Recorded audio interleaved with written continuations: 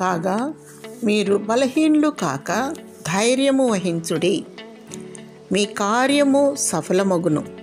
2 దినవృత్తాంతములు 15వ అధ్యాయము 7వ వచనం. ధైర్యము ప్రభువైన యేసుక్రీస్తు వారి వలన కలుగును. నీ భక్తి, నీ విశ్వాసము, నీ యథార్థత నీకు ధైర్యము పుట్టించును. ధైర్యవంతులు దేవునికి అత్యంత ప్రియులు. రోషము గలవారు త్యాగశీలులు.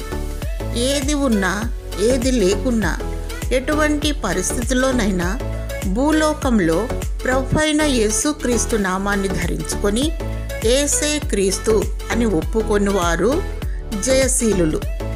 నులివెచ్చని స్థితిలో ఉన్నవారు వేషధారులు. మనుషుల ఎదుట భక్తి గలవారుగా నటించి దాని శక్తిని ఆశ్రయించని వారు. పిరికి ఆత్మ కలిగి నిత్య నరకానికి వెళ్ళువారు.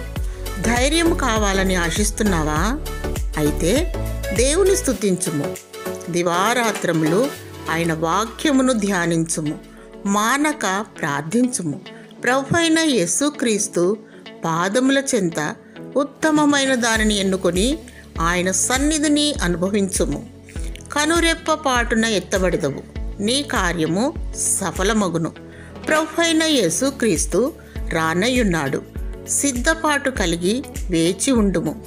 దేవుడు నీకు ధైర్యము, ఆదరణ దయచేయునుగాక. ఆమేన్.